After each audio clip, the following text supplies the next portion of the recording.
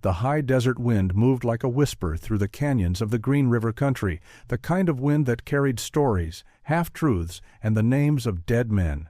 The Shoshone called it the Canyon of Lost Voices. Traders called it something worse, the Cursed Canyon. Men said no rider who entered its throat ever came out again. Some claimed it was cursed by the Ute spirits. Others said it was a den of outlaws from Taos or deserters from Bent's Fort. But the mountain men, the real ones who lived by trapline and rifle, they spoke the name only once, and never after dark. Among them was Thomas Ridge McKeen, a gunslinger turned trapper whose story never made the dime novels. He'd come west not for gold nor glory, but to vanish, and for a time he did. His name was inked in a few ledgers, scratched in the journals of men like Jedediah Smith and Charles Larpenteur, then buried beneath dust and blood. Ridge had once ridden with Kit Carson, back when Carson was still a wagon driver on the Santa Fe Trail. They'd shared whiskey, stories, and a single belief that a man's word was heavier than his rifle. But McKeen was no hero.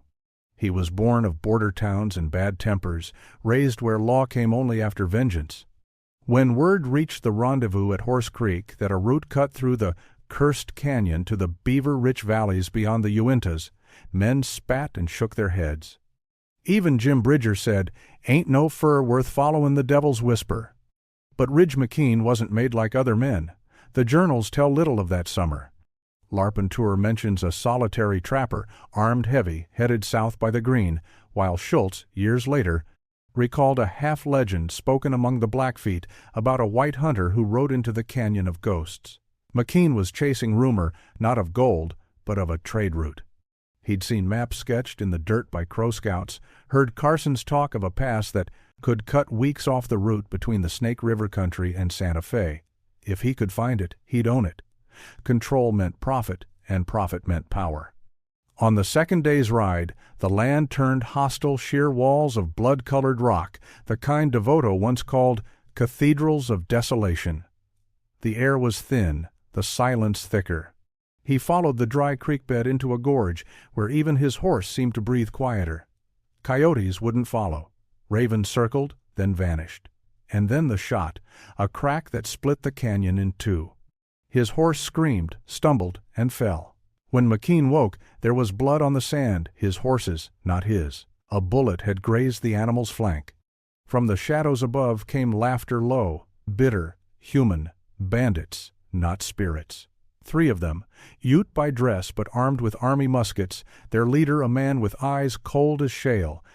"You cross the canyon line," he said in broken English. "No white man pass." McKeen reached. Slow for his Colt, but the man was faster. The second shot took his hat clean off. The third McKeen's hit true. When the smoke cleared, only McKeen was left standing. He buried the men beneath a cairn of red stone, marking it with no cross, no sign. Just a single notch in the rock. He pressed onward. Later, in his own account, a single torn page found among Larpenteur's effects was scrawled. June 17. Canyon cursed, perhaps true. Men lost, perhaps mine own fault. Found spring, cold as sin. Left offerings of tobacco for peace. Will not turn back. The West don't forgive, nor remember. By the time McKeen emerged from the canyon 3 days later, he was half dead, horse gone, rifle cracked at the stock. But he carried with him something far more valuable than pelts, a map that would later appear, uncredited, in the expedition papers of John C. Fremont, and in a rougher form in Irving Stone's Men to Match My Mountains. Scholars would debate, for a century, who first charted that canyon. Most gave credit to scouts who never set foot there, but the handwriting on that map, shaky, half-burned, matched McKeen's ledger from 1834. The man who'd crossed the canyon no cowboy dared to face never asked for credit, and the West gave him none. Some say he died a year later near Fort Bonneville, shot in a card game. Others claim he disappeared into the Sierra foothills, living among the Paiute, his name traded for tobacco and myth. But every spring, when trappers gathered near Green River, the old men would lower their voices and raise their cups to the one man who defied the curse and the canyon that still whispered his name when the wind came right. Autumn 1835. Snow fell early in the Wind River Range that year, heavy, wet snow that silenced the mountains and buried the trails. Trappers spoke of omens, of rivers freezing before their time, and of strange lights seen in the canyons south of Fort Bonneville. The Journals of Charles Larpenteur note simply, "Several men wintered near the Green. One called McKeen drew strange maps by firelight. Claimed to have crossed a canyon no horse would tread." By then, Thomas Ridge McKeen had earned a name half-feared, half-whispered, the Ghost Rider of the Red Rock. Men said he'd found gold, others said he'd gone mad. What few knew was that McKeen carried a folded hide in his possibles bag, a rough map, drawn in charcoal and blood. He'd made it through the cursed canyon. Yes, but something about it had changed him. The rendezvous that fall was small, the trade had slowed, and the beaver were near trapped out. But among the whiskey barrels and piles of pelts stood a man McKeen hadn't seen since Santa Fe Kit Carson. Carson was older now, leaner, with that quiet steadiness that made men trust him. He looked McKeen over once, then said, "You look like you've been chewed by a bear and spit in the fire." McKeen just laughed. "I seen worse things than bears, Kit. You ever hear of a canyon that hums at night?" Carson frowned. "No canyon hums." "You sure it weren't the whiskey?" But when McKeen unrolled the hide and laid it on the table, the crude drawing of the Green River Valley, the narrow, slash-marked canyon of voices, Carson went silent. He'd seen maps like it before, or parts of them. Fragments passed among traders, sketches found on crow buffalo hides, Spanish scribbles claiming routes that vanished into nothing, but none so complete. "This," Carson said slowly, "ain't supposed to exist." Weeks later, word reached Captain Benjamin Bonneville, then still clinging to his Army title while running a private fur brigade. Bonneville summoned McKeen to his camp, part curiosity, part suspicion. The captain was a man of calculation. To him, the mountains were lines of profit and loss. When McKeen spread the map across Bonneville's rough desk, the older man's eyes narrowed. "Where'd you get this?" he asked. "Made it," McKeen said. "Walked it myself." Bonneville leaned closer. "You're telling me you crossed the southern gorge of the Green? Alone?" McKeen nodded. The captain's voice turned cold. "That route's not on any government chart. You understand what that means?" McKeen didn't answer. He knew. Out here, discovery didn't belong to the man who made it. It belonged to the man who wrote it down in Washington. Bonneville reached for the map. McKeen's hand stopped him. "You can look," McKeen said, "but it stays with me." The air in the tent turned sharp as frost.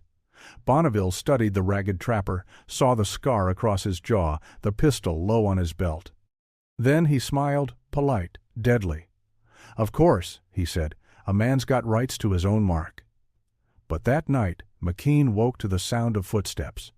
His rifle was already in hand before the flap opened. A shadow moved, then a flash. The gunfire cracked through the snow like thunder. By dawn, 2 men were dead outside the camp, their uniforms torn clean of insignia. Bonneville said nothing. McKeen rode north. For months, he disappeared. Larpenteur's entries stopped mentioning him. The Rocky Mountain Fur Trade Journal of 1,836 lists a lone trapper last seen near the Snake, presumed dead.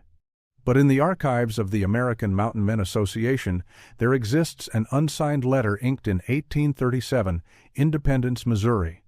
It reads, "To those who may still care, there is a passage beyond the Green, a cut in the stone that sings when the wind runs through. The tribes say it was made by the earth's own anger. I wrote it. Found signs of old Spanish tools and bones, many bones. The place is wrong. Men who go there don't stay men for long. T.M."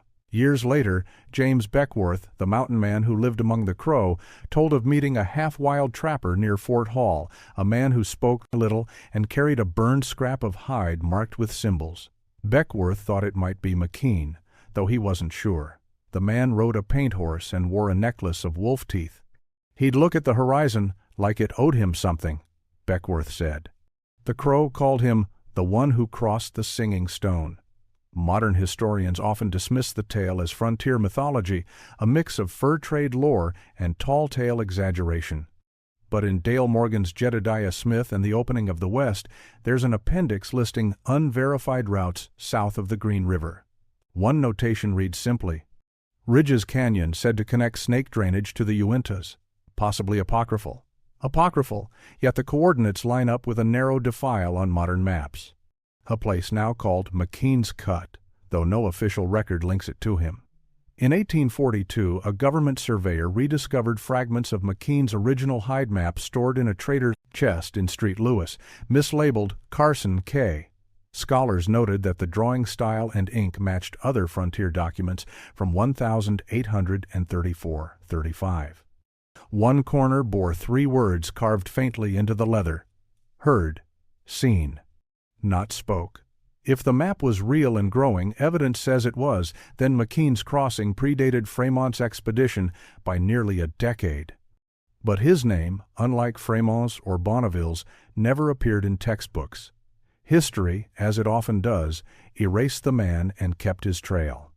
To the mountain men who still gather under the high Wyoming sky, reenactors, historians, dreamers, McKeen is a ghost that won't fade. His story lingers in the journals, half documented and half denied. A man who challenged both the frontier and the greed that tried to own it.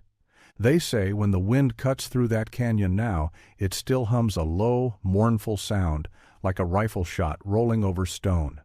Some call it the curse, but others, those who've read the journals and stood at the edge, say it's just the canyon, remembering the one man who proved it wrong. The thaw came late that year. Snowmelt turned the Green River into a brown, raging vein that tore through cottonwoods and carried whole trees into the plains.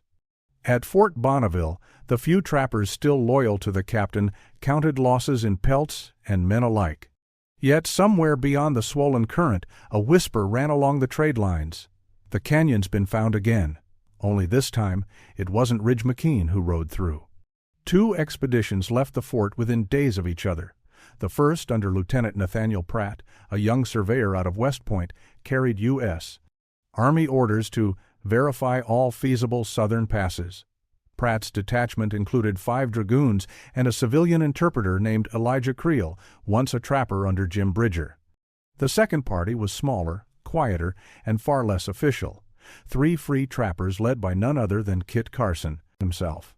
Carson had heard a rumor that McKeen's map, or what remained of it, had been stolen from a trader in Independence and sold to a government man. Carson aimed to see the truth for himself. In his later reminiscences, Carson wrote, "It seemed every map the Army bought was drawn in blood. This one smelled fresher than most. They weren't the only ones heading south." Out of the high snake country rode a man half forgotten and half legend, Ridge McKeen, alive and lean as a fence post, trailing one pack mule and a Crow youth named Kawapi. The Crow had found McKeen months earlier near the Tetons, fevered and starving, and nursed him back. When the man recovered, he spoke little except of a sound the wind made in stone. Larpenteur's ledger for July 1837 contains a curious line. "Old Ridge, back from the dead," says the canyon still sings. Wrote me that the mountains keep what they like. 3 trails converged above the gorge, now labeled McKeen's Cut on Bonneville's new charts. Carson's party came in from the east, Pratt's soldiers from the north, McKeen from the west. For a moment, the 3 camps watched one another across a half-mile of sagebrush and mistrust. Pratt was the first to ride forward, his blue coat too clean for the country. "Sir," he called, "you are trespassing on a federal survey." McKeen spat dust. "Then your government's got a long arm." Carson stepped between them. "Easy, Ridge. Let the boy read his compass before we bury him with it." What followed was the sort of standoff that rarely makes the history books. Pratt demanded the original map. McKeen refused. Carson argued both sides until the sun went down. In the end, they struck an uneasy truce. All would ride through together at first light. The canyon opened before them like the jaws of some buried god, walls of red granite rising sheer, the sky a thin strip above. The horses snorted and rolled their eyes. Even the soldiers fell, silent. Wind poured through the chasm in slow, pulsing breaths that sounded almost human. Carson muttered, "It's singing." Pratt forced a laugh, though his hand trembled on the reins. Half a mile in, the sound deepened, a low vibration that set their canteens quivering. Kawapi whispered that the Crow called such places the Earth's flute. McKeen said nothing. His eyes tracked the cliff faces, as if reading a language only he understood. By midday, they reached the narrowest bend. There the canyon split a main passage to the south and a darker side chute twisting west. McKeen pointed to the latter. "That's where the map ends." Pratt frowned. "Then, that's where the map was wrong." He ordered 2 dragoons forward. The men hesitated, then led their mounts in.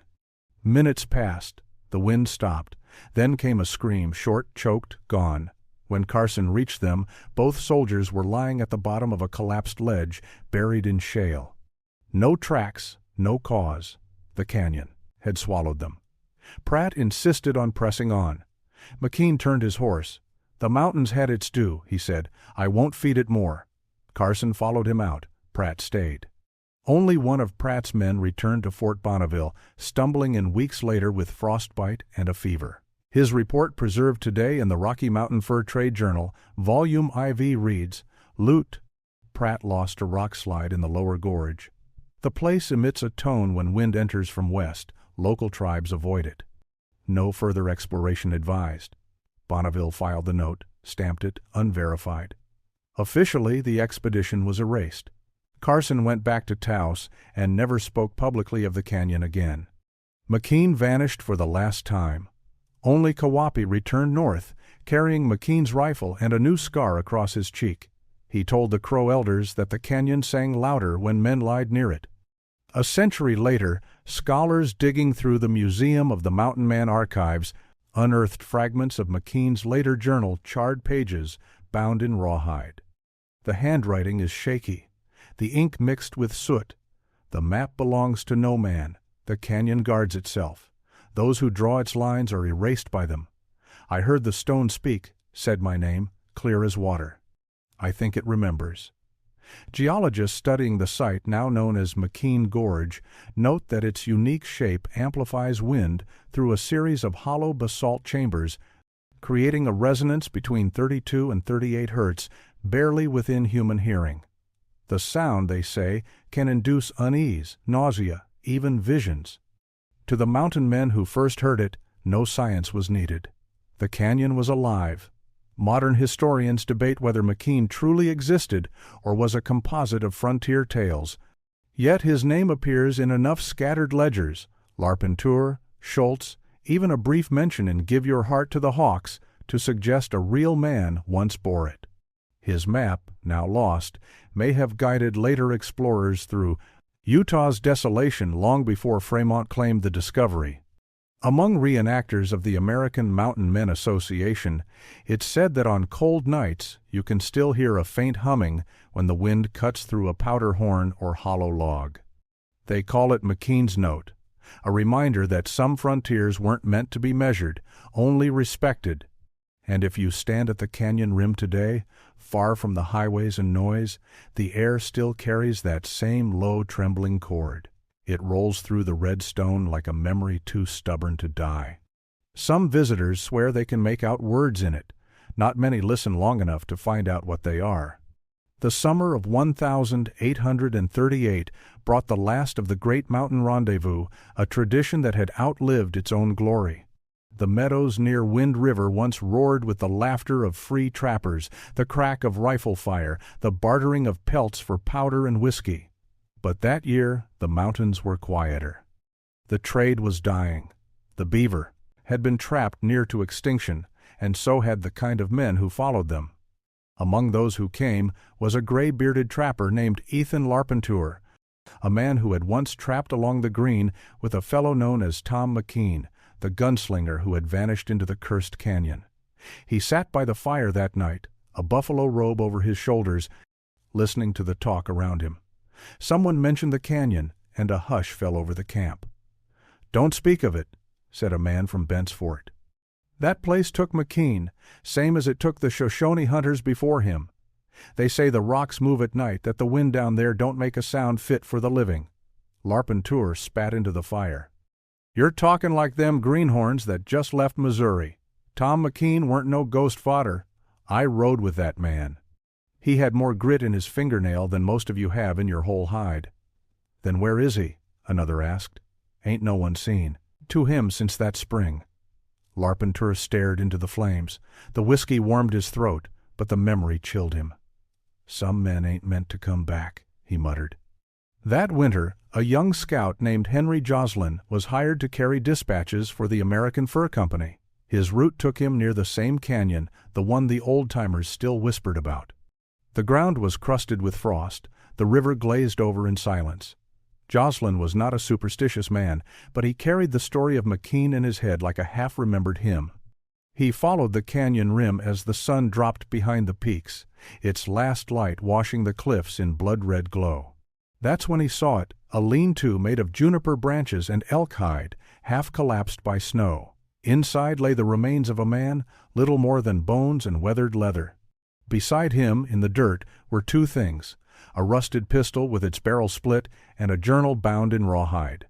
Joslin carried the book back to Fort Union. The pages were stiff, frozen together, but the ink still spoke. May 16th, 1837. The wind speaks different here. The rocks hum like voices under the ground. I have found the pass narrow as a coffin, sharp as a knife's breadth. I go on tomorrow. If this be my last entry, let it be said that Tom McKeen crossed where others feared. There were no more words after that. The journal passed through many hands, trappers, traders, even a Jesuit priest who copied the entries for his records. Over time, the story spread across the frontier. Some claimed McKeen found gold in the canyon. Others said he found something older, bones carved with symbols not made by man. By 1845, McKeen had become a legend told around fires in forts from Taos to Fort Hall. Some said he'd been seen riding under a blood moon, his rifle across his saddle, his face pale as snow. The cursed canyon was marked on no map, but every trapper knew where not to go. In 1850, a wagon train heading west along the Oregon Trail took a wrong turn near the Green River Basin. Among them was a surveyor named Thomas Barlow. He kept a diary, one of the few that mentioned McKeen by name after his supposed death. July 19 found a carving on the cliff, a cross, and beneath it the name T. McKeen. Strange that the letters were burned in, not cut. The rock itself was blackened, as if by fire. The guides refused to camp near it. They say it belongs to the ghost of the canyon. Barlow's account appeared later in the Rocky Mountain Fur Trade Journal, reprinted decades later by the Museum of the Mountain Man. Scholars debated its authenticity. Some said it was folklore. Others believed Barlow truly stumbled upon what was left of McKeen's mark. Years passed. The frontier closed. Railroads cut through the wild country where once only beaver trails ran.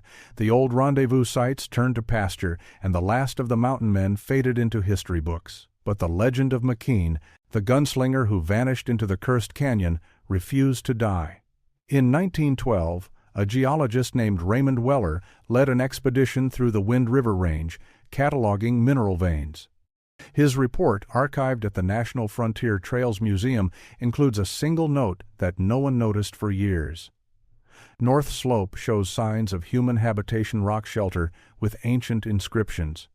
Found what may be the remnants of a flintlock pistol, stamped TM. Weller thought little of it.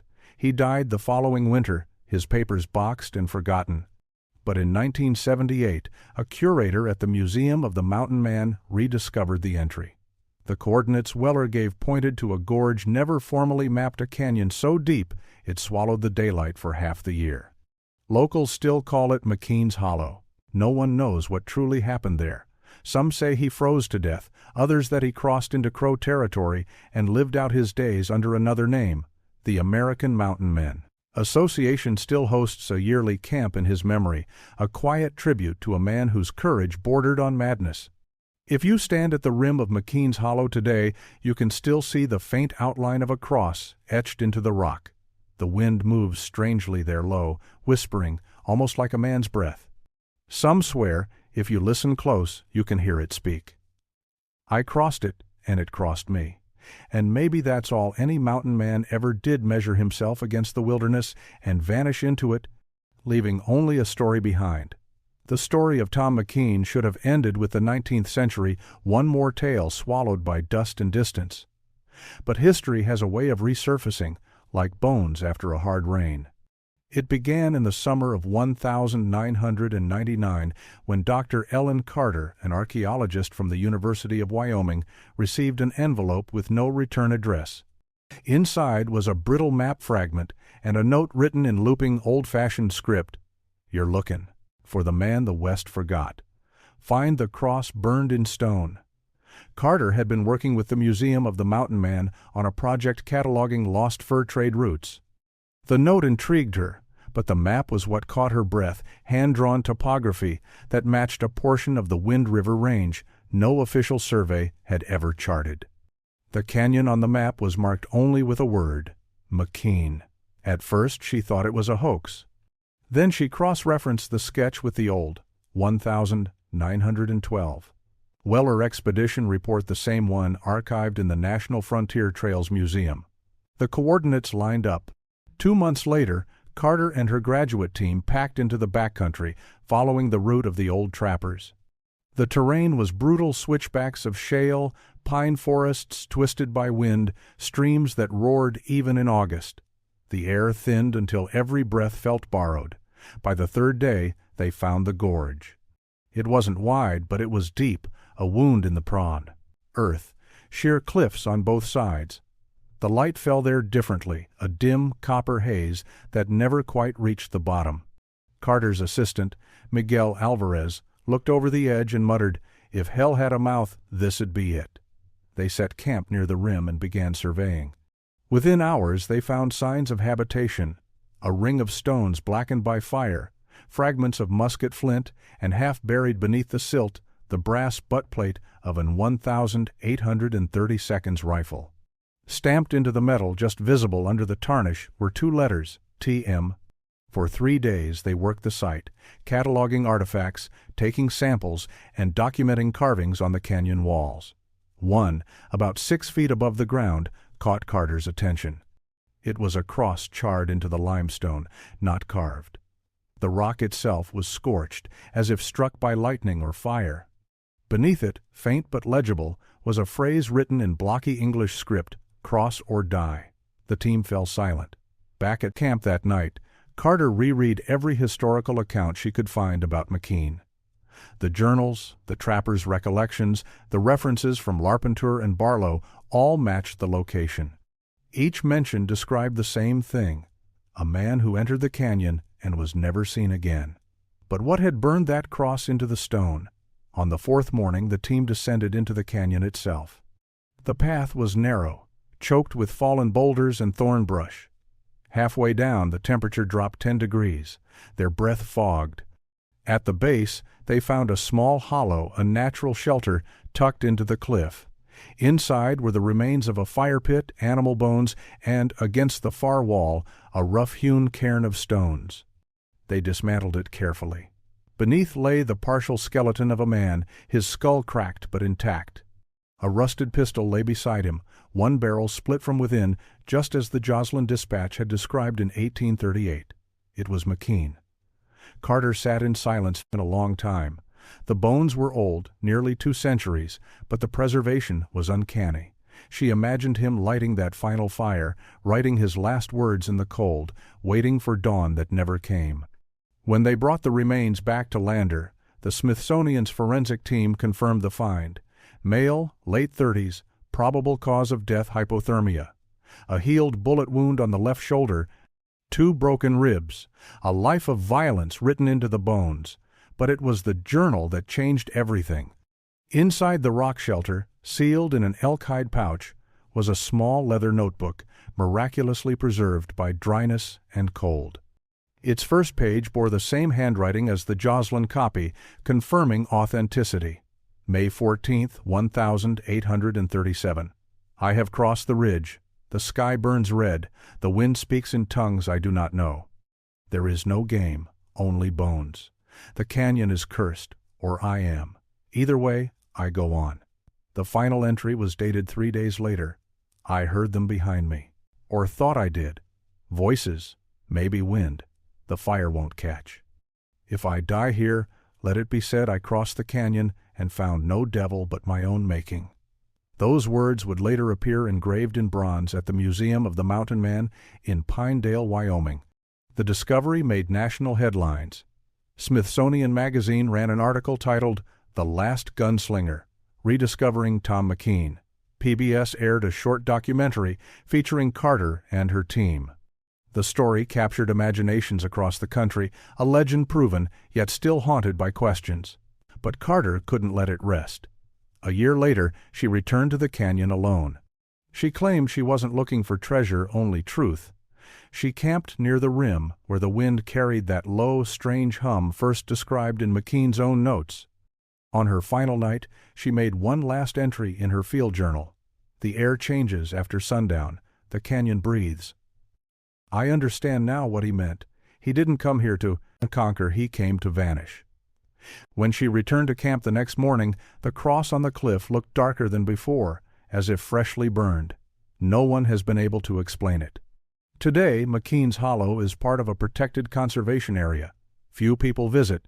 Those who do, researchers, hikers, or members of the American Mountain Men Association, leave tokens near the cairn: a cartridge, a piece of flint, a scrap of fur. Every summer, a small group gathers there under the banner of living history. They speak his name softly, as if afraid to wake him. And each year, as the sun dips below the Wind River peaks, the canyon glows a deep red shimmer that lingers long after dusk. Some say it's just the light on the rocks. Others swear it's the last fire of Tom McKeen, burning eternal in the place where courage and madness meet. By the time autumn rolled across the Wind River Range, the legend of Tom McKeen had become more than history. It had become a mirror. Every man who came west searching for something: freedom, solitude, or penance, found a bit of himself in the gunslinger who had vanished into the earth and refused to die in silence. In 2025, the Museum of the Mountain Man announced a new exhibit, Echoes of the Hollow. It was to be the most complete reconstruction of McKeen's life ever assembled: his pistol, the recovered journal, the brass rifle plate, and a 3D model of the canyon itself. The exhibit's curator, a historian named Samuel Reed, had spent 20 years studying the fur trade, combing through letters, ledger books, and forgotten church records. But what he uncovered in the months before the exhibit opened would shake the comfortable boundary between fact and myth. Reed found it buried in the archives of street play. Louis University, a packet of letters addressed to a Father Renaud, a Jesuit missionary who had worked with trappers in the late 1832. Among them was a copy of a confession. The signature read, T. McKeen. The letter, dated September 1837, 4 months after his supposed death, was short and unevenly written, the ink blotched and thin. "I have left the canyon behind, though the canyon has not left me. The world grows strange when you live too long in silence. I write this so I may die a man and not a ghost. Tell Larpenteur I was wrong to cross it.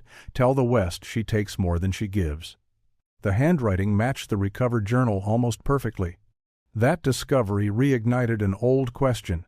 Had McKeen truly perished in the canyon, or had he somehow survived, stumbled east, and written this final confession before succumbing elsewhere?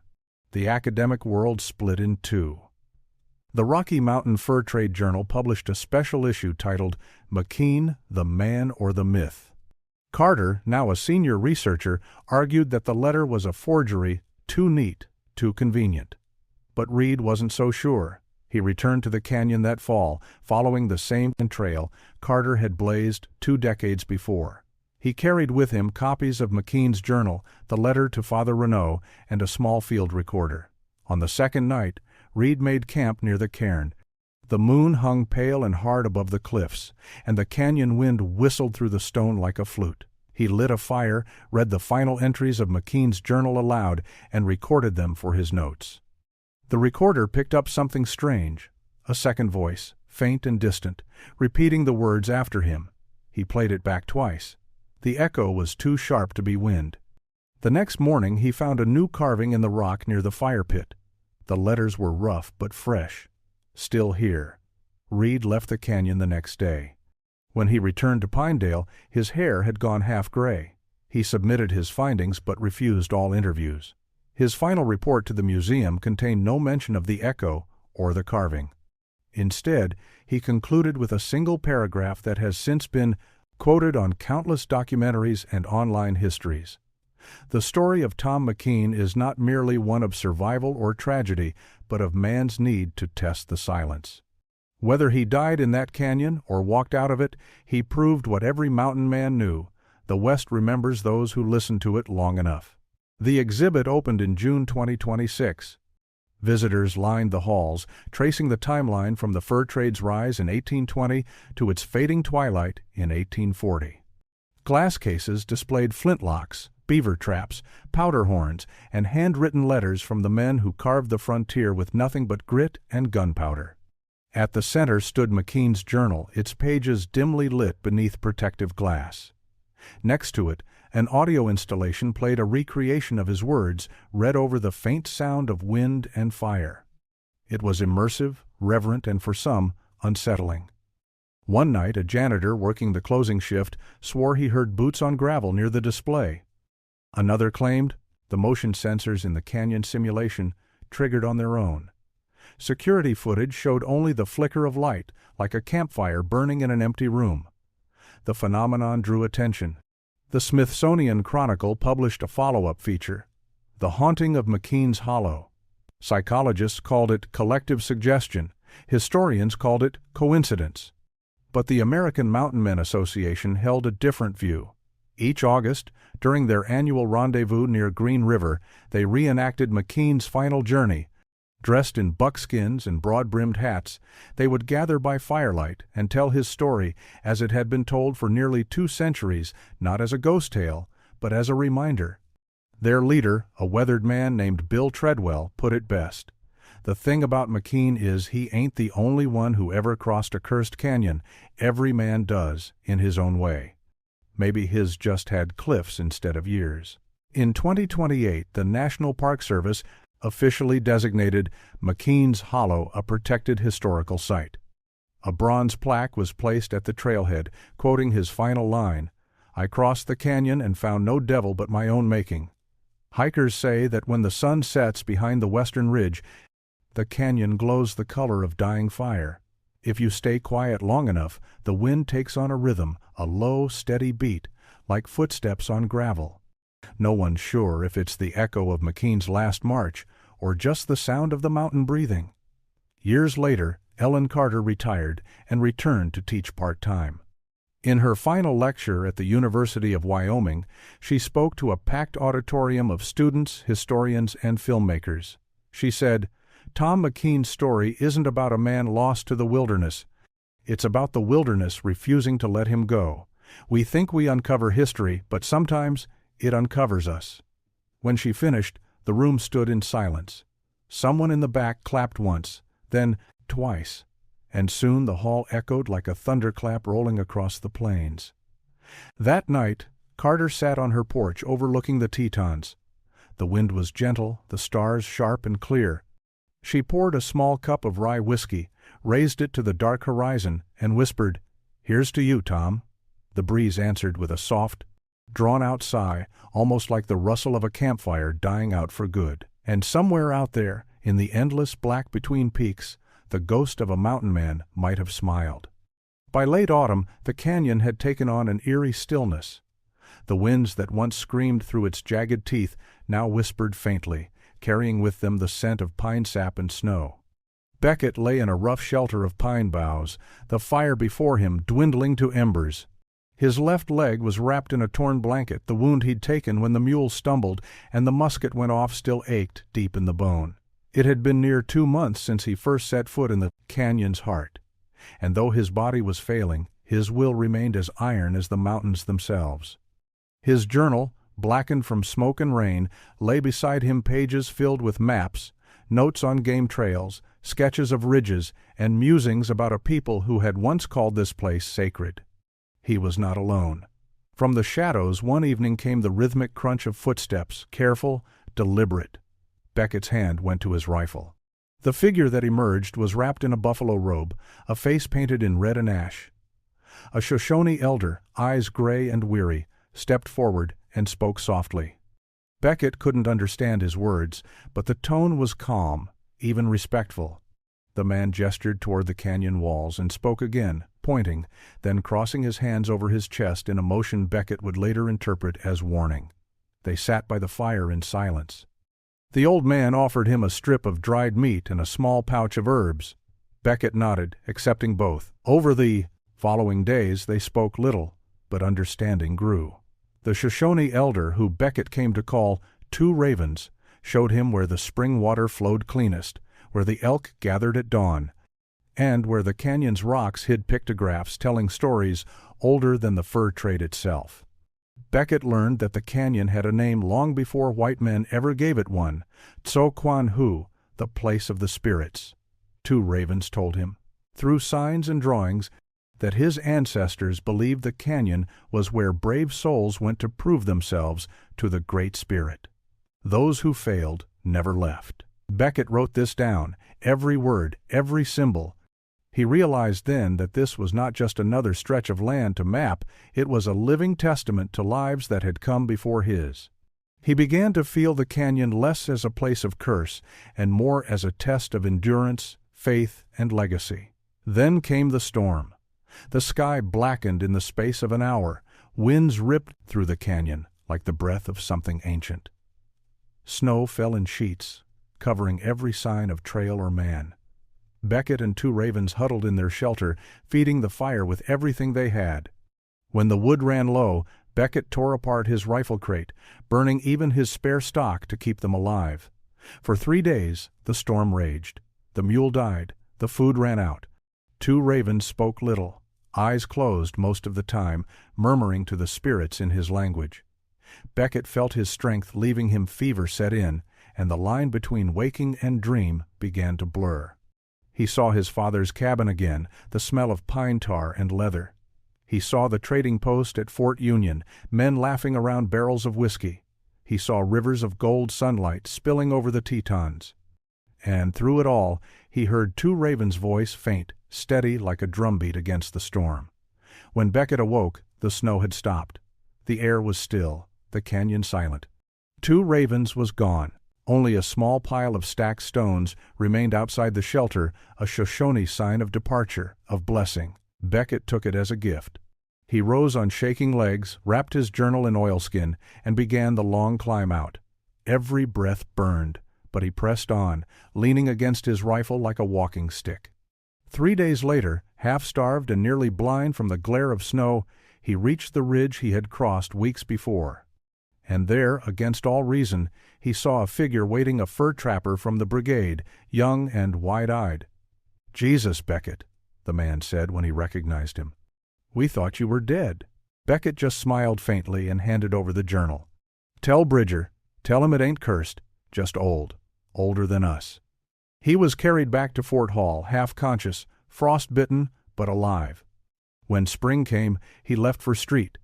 Louis, with his notes, a map of the canyon, details of its flora, its tribes, its history. He never made it. Somewhere, near the Green River. His party was ambushed by bandits posing as traders. Beckett fought, was wounded again, and died before sunrise. The journal vanished into history. Decades later, surveyors working for the Union Pacific Railroad would rediscover a leather-bound book near the old Green River crossing pages filled with sketches of canyons and ridgelines none had yet mapped. The handwriting was faded, but the name on the cover remained clear. Elias Beckett, 1836. They sent it east, where it vanished once more into private collections. Some say it lies today in a glass case at the Museum of the Mountain Man, mislabeled and half forgotten. Others claim the book is cursed, that men who've handled it dream of wind howling through a canyon they've never seen. Whatever the truth, the story of Elias Beckett endures. The man who crossed the cursed canyon, not for gold, not for glory, but for understanding. The West may have forgotten his name, but the mountains, those ancient keepers of silence, remember. And when the wind cuts through the granite walls of that lonely canyon, some still swear they can hear it whisper, "It ain't cursed, just old."